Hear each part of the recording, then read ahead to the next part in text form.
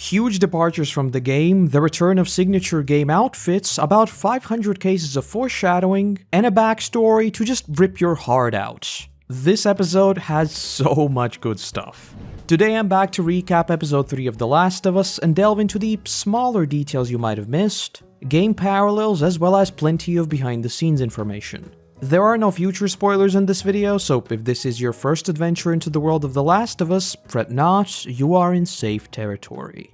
Unlike the first 2 episodes, we don't have a cold open or anything like that. Rather, we open with Joel crouching by a river and simply stacking these little stones, signifying his own little gravestone for Tess. Craig says that it was important for the writers to show that Joel still misses her and it's not just a case of moving on right away. Tess's death is a huge turning point in Joel's relationship with Ellie, so they wanted to expand on the game's version and briefly linger on this simple moment of Joel simply stacking rocks as his own little grieving process. This also immediately sets the main tone and meaning of the episode. What we're going to see here is the tale of 2 protectors, Joel and Bill, and how their fates would ultimately be drastically different. And so, with this episode opening with these scenes of Joel mourning, clearly telling you that he failed in his role, it already plants that question in your mind of, where do we go from here? How and why will Joel fight from now on? And most importantly, with him now being the sole protector of Ellie, how will this failure weigh on him?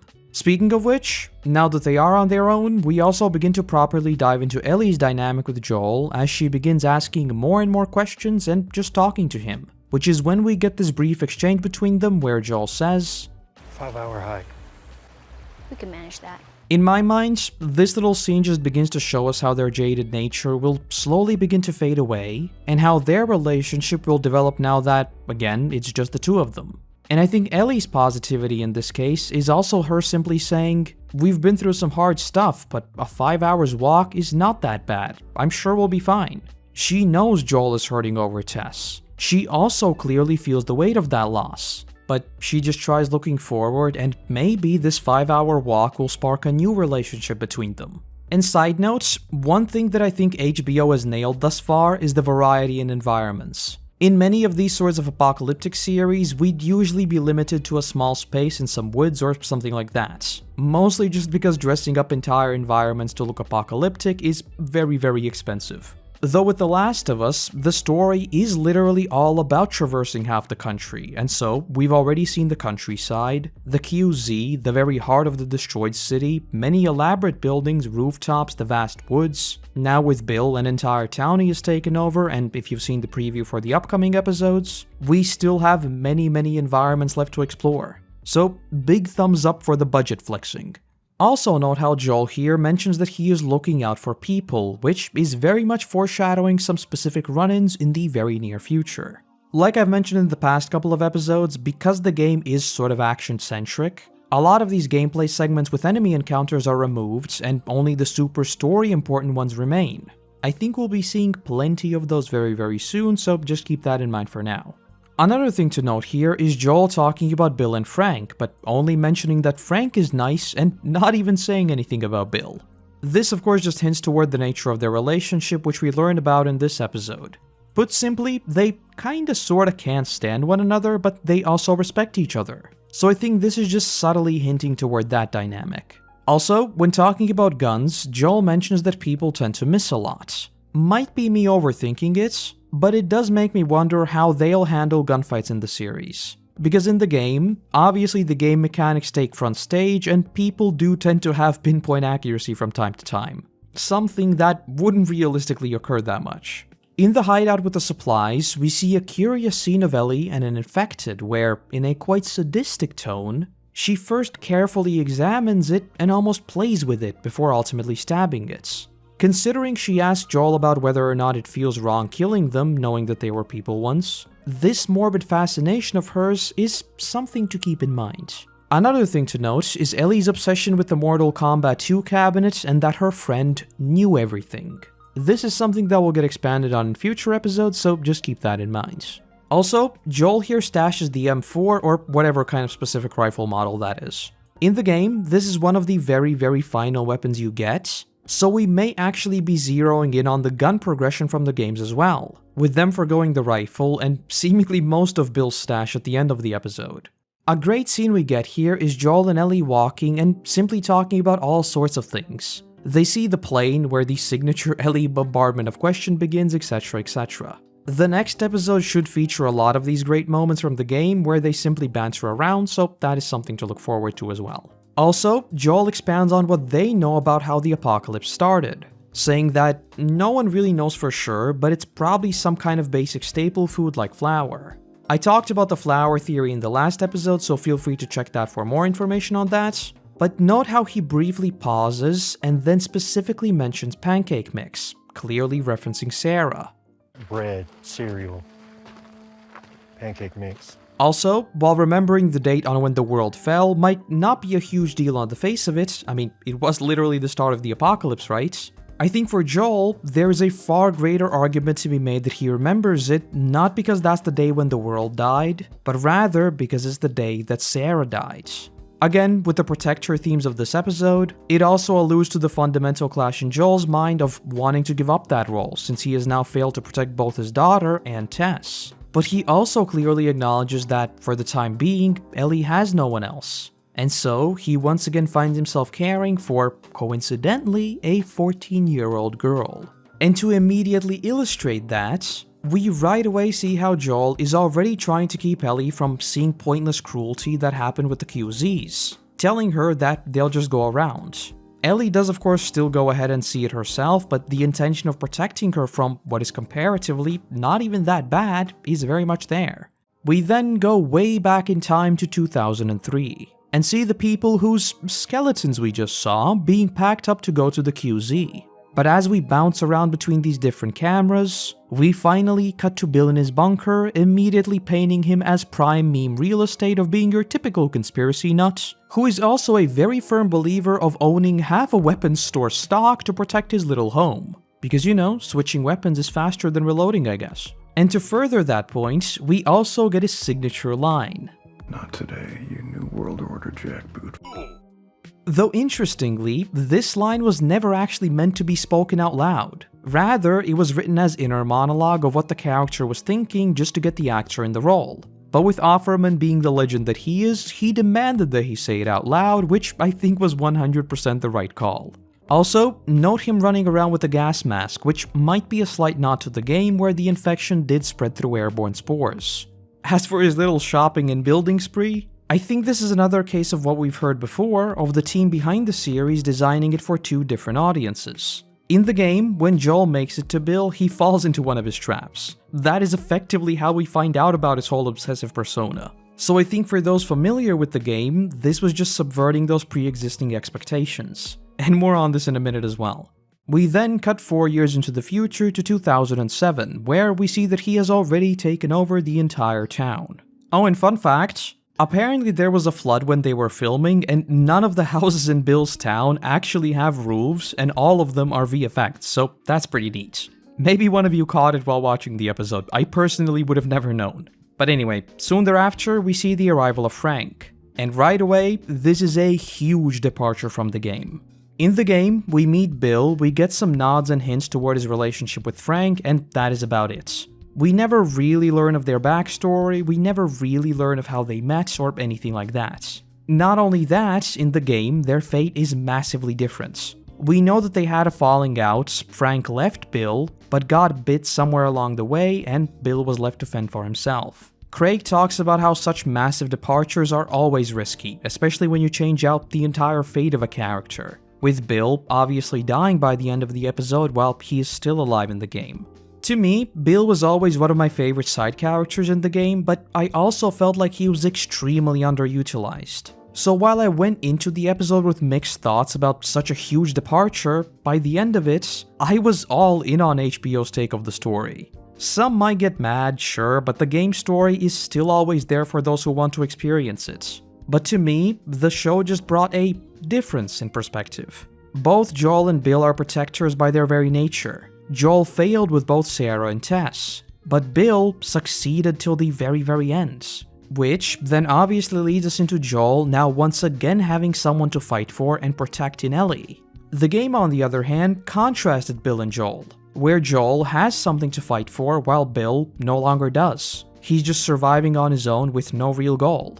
So to summarize, Frank himself never appears in the game, but he is mentioned and heavily implied to be Bill's partner just like in the show. Frank dies from a bite in the game after falling out with Bill, and Bill survives, which is when we meet him in the game. We then cut forward 3 more years to 2010, where we see some trouble in paradise, as Frank is somewhat angry with Bill and once again calls him a conspiracy nut. Like I mentioned before, I do think this was baiting people familiar with the game to think that their fate will be mostly the same, when it obviously very much wasn't. And yes, as I was writing this script, I put this down as foreshadowing in a game parallel, but of course, I would turn out to be wrong very shortly. Though an interesting scene we get here is the little dinner date they have with Joel and Tess. Again, Bill has a gun on the table the entire time, explicitly showcasing his endless paranoia. But more importantly, we also see the mutual respect begin to grow between them as they begin talking about trading, with both clearly just wanting the best for the people closest to them. Similarly, we also see the origins of the code as Tess and Frank write down the music decades and what they symbolize for future conversations. And the final convincing factor for Bill is what Joel says next, saying that they can't live like this, raiders will come. They'll come at nighttime, and even with the traps, there'll be nothing he can do, very much foreshadowing the attacks we'd see in just a moment. Though before we get to that, we do see another very brief wholesome scene of them growing strawberries because of course, we need to have our hearts ripped out, so this is just cooking up that. Though yes, during a night in 2013, Bill's traps go off and they are in fact raided just like Joel warned. And as a callback to that, when Bill is shot and Frank tries to dress the wounds, Bill is already ready to die, simply going through the list of practicalities, and finally saying, "Call Joel." To Bill, this is one last desperate attack as the protector he is. If he calls Joel, Joel can protect him, and so Bill's role of the protector will still be completed. Which also of course ties in with what Bill said about getting older too fast. He was always afraid of Frank being left on his own. But no, because we then cut a whole 10 years into the future to the present day in 2023, where we see Frank in a wheelchair. And after some quabbles about sleeping in the chair and all that, which is a beautifully realistic depiction of relationships by the way, we see Frank proclaim that this is his final day. The writers apparently never wanted to confirm what exactly Frank had, but the idea was that it's a neuromuscular disorder and it was meant to be something that none of them could ever really stop. It's just something that happens and they try to deal with it. Which is of course another inversion to what we saw with Bill and him apologizing for getting old so quickly. As suddenly, Bill would now supposedly be the last one left behind, and all he can do is keep acting as the protector and caretaker for as long as possible. And with the dinner scene, everything we see here is a mirroring of their very first meeting. Everything from the meal to them turning the dishes, etc, etc. And regarding the dinner scene, there's also this line about how this isn't some tragic suicide at the end of the play, a la Romeo and Juliet and many others. Craig talks about how they wanted to play with the trope of equating this sort of romance with tragedy, because in Bill and Frank's case, they lived fulfilling lives. And even in the apocalypse, they likely found far more happiness than anyone else out there. So it's just like Bill says, this is not a tragedy. It's bittersweet, sure, but they are both happy. And again, for those of you who've played the game, I think this is another case of our expectations being played with. Because I was thinking that this whole tragedy here would be that despite Bill drinking the wine, somehow through some shenanigans he'd still survive and he'd be the lone survivor. But no. That is their ending. And in short, I think it was generally perfect. Though returning to Joel and Ellie, they arrive at Bill's town, which again is far different from the game, where Joel straight up almost dies in one of his traps. Though the big thing here is of course the letter that Bill has left behind, explicitly addressing it to whoever but most likely Joel. Because to him, it is clear that despite their differences, he and Joel are one and the same. And through this collaboration of theirs, they can protect those they love. And that is exactly what he writes. I leave everything I own to you to protect Tess. For Bill, he completed his mission. He protected Frank as long as he could, and now he leaves everything to Joel. But note how it's not Bill's death, it's not Frank's death. It's the end of this letter and the mention of Tess that finally forces Joel to walk outside and just catch a breath. Death might be commonplace in this world. And it's clear that Joel, to some extent, is desensitized to it. But at the core of all of that, He is still the protector, and this is one final reminder of how he failed that role. And so, he looks at the key, and it's clear to him. He might not have been able to protect Tess, but he can honor Bill and look after Ellie. He asks to see her arm as one final confirmation, and with that, he announces that they are going to see Tommy, which very neatly sets up everything to follow in their story. From this point on, this is Joel and Ellie's show. But okay, like all seriousness aside, this line is genuinely genius. Blown up by one of my traps. The dude was nuts right up until the end, and I love him for it. As they prepare to leave, they go down to Bill's bunker, where we also get a proper explanation of the AT's distress call we saw in episode 1. It was effectively a dead man's switch set up by Bill for situations exactly like these. If he wasn't there to reset it manually, it would automatically change to 80s music to signal for trouble. Also, in case the whole protector parallels weren't clear enough, Ellie doesn't grab any of the literally 300 guns Bill has stashed while Joel is showering. Rather, she finds and takes Frank's gun, very clearly mirroring Frank in Bill's life. Will this story end happily though? Only time will tell. Also, after their showers, both of them get into their signature game clothes, with Ellie now donning the shirt, which is of course a reference to the game, which is another reference toward Uncharted. As they get into the truck though, Ellie's surprise and wonder returns as she says, It's your first time in a car? It's like a spaceship. "Well, isn't that a curious line, huh?" Almost as if she was referring to something specific, huh?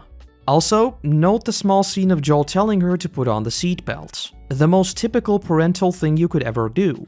Keep in mind that in the world of The Last of Us, there really is no traffic, so accidents aren't really that likely, are they? So I think with everything we've seen in this episode, this is Joel just slowly embracing that parental role once again. Which to me is just further showcased as Ellie doesn't even know what a seatbelt is. And so, Joel is the one to strap her in, just like, say it with me now, a proper dad. And to finish off the episode, we once again jam out to Linda Ronstadt's, I'm sorry I butchered the name, Long Time. And I'll say it right now, the music choice is excellent. They have really picked out some real bangers for the series. But what is perhaps my favorite detail are the game parallels we get here. Similar to the game, Joel and Ellie ride off into the sunsets. But we then pan back to see this window in what is a very clear nod to the menu screen of The Last of Us. Craig here says that the initial intention was to always open with a window just like the game, and they actually filmed a lot of windows for this exact reason as a direct nod to the game. But when they got to editing, it just didn't really make sense from a practical point of view, and so it was cut. But they at least wanted to have this as one final nod to Bill and Frank's story. Though with that is the absolutely beautiful tragedy that is episode 3. I think I'm not alone in saying that they really went over and above with Bill's story, and while I'd usually say that this sort of bottle episode as a third episode of a season is a very odd decision, I think it 100% paid off with the many direct connections to Joel, Tess, and Ellie, and with it being this final reminder of how Joel needs to finally accept Ellie. Judging by the preview, the next episode should also be an absolutely wild ride, and from this point on, the story is much more go go go. And I, for one, am still all aboard the Last of Us hype train, so I hope to see you back next week as we delve into episode 4. And that's the video. A truly heartbreaking episode which I was not ready for at like 6 AM, but at least it had a happy ending. But with that, I want to say a massive thank you to our current patrons and YouTube members who allow me to produce even more of these for you all. And let's also give a warm welcomes to the newest members of the team: Grivel, Jank, or Yank, I don't know how that little symbol is pronounced, Rohan Kalia, Non-Beat, and Ellie Sentinelli. Without you, there'd be a whole lot less of my rambling, so seriously, thank you. Other than that, thank you very much for watching, I hope you have a great day, and hopefully, I'll see you in the next one. Bye-bye!